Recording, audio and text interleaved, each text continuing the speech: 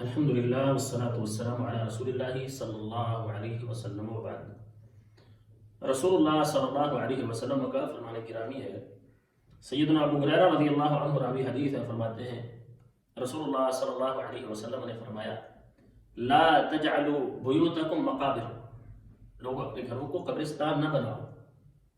کیوں؟ اس لیے آپ نے فرمایا ان الشیطان ینافر من البیت، شیطان وہاں سے بھاگ جاتا ہے، اس گھر کو چھوڑ کے نکل جاتا ہے۔ تقرأ فیہ سورۃ البقرہ، جس گھر میں سورۃ البقرہ پڑھی جاتی ہے، یہ صحیح مسلم کی روایت ہے کہ جس گھر کے اندر سورۃ البقرہ پڑھی جائے وہاں شیطان نہیں رہ سکتا، وہ جادو کی وجہ سے ہو، وہ وہاں پر سایہ ہو، وہ حسد کی وجہ سے جنات ہو، وہ کہیں دفن کیا گیا ہو، وہ کھلایا پلایا گیا ہو، اس کی وجہ سے جنات ہوں۔ نبی کریم صلی اللہ علیہ وسلم فرما رہے ہیں کہ اس گھر کے اندر شیطان رہ ہی نہیں سکتا، شیاطین کو وہاں سے بھاگنا پڑتا ہے۔ اب ہمارا یقین اللہ کے پیغمبر علیہ السلام کے فرمان پر کہ آپ علیہ السلام فرمانے والے، اور آپ کی بات اپنی نہیں تھی، آسمانوں سے شریعت اترتی تھی، آپ تو فقط پہنچانے والے تھے، آپ تو صرف ہمیں بتانے والے تھے، اور یہ بات اللہ تعالیٰ کی ہے جو اللہ کے پیغمبر علیہ السلام نے بتائی ہے۔ گھروں میں سورۃ البقرہ پڑھو، اپنے گھروں کو قبرستان نہ بناؤ۔ اس کا مطلب ایک تو یہ ہے کہ قبرستانوں کے اندر قرآن نہیں پڑھا جاتا، گھروں کے اندر اسے پڑھا جاتا ہے، تو اپنے گھروں کو گھر ثابت کرو کہ ہماری ایک گھر ہے، قبرستان نہیں ہے۔ سورۃ البقرہ گھر میں پڑھا کرو، وہاں سے شیاطین بھاگ جاتے ہیں۔ کتنا بہترین اللہ کے پیغمبر علیہ السلام نے اپنی امت کو طریقہ بتایا کہ اپنے گھروں کو شیاطین سے خالی کرنا چاہتے ہو، سورۃ البقرہ پڑھو۔ لیکن ناظرین، بہت سے لوگ وہ ہم سے سوال کرتے ہیں، بات کرتے ہیں، علاج کے لیے آتے ہیں، کہتے ہیں جی ہمیں تو اپنے گھر میں سورۃ البقرہ پڑھتے ہوئے اتنا ٹائم ہو گیا، مسلسل پڑھ رہے ہیں، پوری سورۃ البقرہ ہم نے 30 دن پڑھی، 41 دن پڑھی، ہمارے گھر کے اندر سے جادو کے اثرات ختم نہیں ہوئے۔ اب اللہ کے پیغمبر علیہ السلام کا فرمان سچا ہے، آخر پھر کوئی وجہ تو ہے کہ ہمارے گھر سے شیاطین بھاگ نہیں رہے۔ ہمیں خود بھی تو اپنے آپ دیکھنا چاہیے۔ دوائی اچھی سے اچھی ڈاکٹر دے رہا ہو اور پھر مریض کو فائدہ نہ ہو رہا ہو تو ڈاکٹر پوچھتا ہے نا، اچھا آپ کو یہ احتیاط بتائی تھی، آپ نے کیے؟ کہتا نہیں کی۔ آپ نے فلاں احتیاط کیا؟ کہتا وہ بھی نہیں کی۔ آپ نے کھانے میں جو میں نے چیزیں منع کی تھی آپ نے وہ کھائی تو نہیں ہے؟ کہتا جی کھاتا رہا ہوں۔ وہ کہتا دوائی کیسے اثر کرے گی کہ آپ نے جو آپ کو باقی چیزیں منع کی ہوئی تھی یا جو کھانے کا کہا ہوا تھا آپ نے تو ان کو اختیار ہی نہیں کیا، اکیلی دوائی کیا کرے گی؟ سورۃ البقرہ جہاں پڑھنے کا اللہ کے پیغمبر علیہ السلام نے ہمیں بتایا، اس کے ساتھ ساتھ بتایا جس گھر کے اندر تصویریں ہوتی ہیں وہاں سے اللہ کی رحمت کے فرشتے باہر چلے جاتے ہیں، وہاں رحمت کے فرشتے نہیں رہ سکتے۔ ہمارے گھروں کے اندر کیا ہے؟ گھر کے اندر تصویریں لگی ہوئی ہیں، اور پھر کیا ہے؟ یہ میرے ابا جی کی تصویر تھی، یہ تو میری ماں جی کی تصویر تھی جو ہم نے لگائی ہوئی تھی۔ تصویریں گھر میں لگی ہوں گی، آپ سورۃ البقرہ پڑھتے رہیں، گھر سے جنات جائیں گے نہیں، شیاطین کو تو جگہ ملے گی۔ پھر گھر کے اندر سورۃ البقرہ تو چلا دی ایک ٹائم، صبح چلا دی گھنٹہ ڈیڑھ گھنٹہ، اس کے بعد کیا ہے؟ سارا دن میوزک چل رہی ہے، گھر میں گانے بج رہے ہیں۔ اب گھر کے اندر جب گانے بجیں گے، میوزک کی آواز ہوگی جس کو سن کے اللہ کے پیغمبر علیہ السلام نے صرف بانسری کی آواز سے تو آپ نے کانوں میں گلے ڈالے۔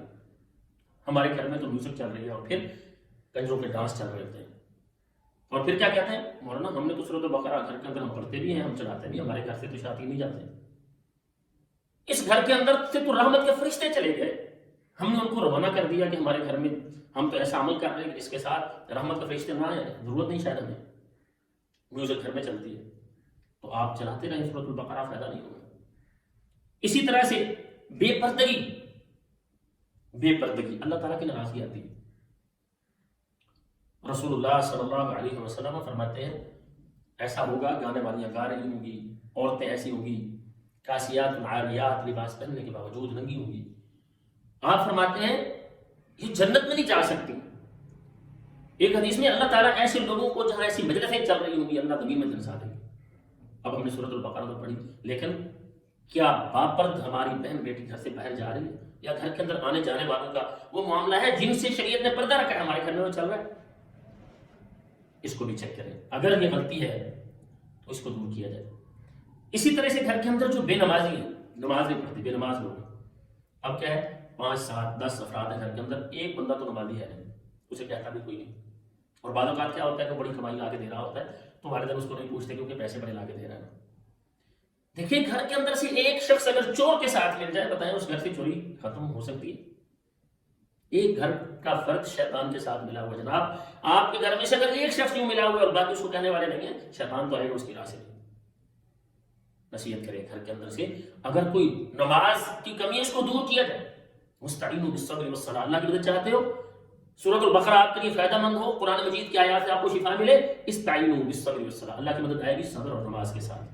اور پھر اس کے ساتھ ساتھ ہم یہ دیکھیں ہمارا رزق حلال کا ہے کہ حرام کا ہے.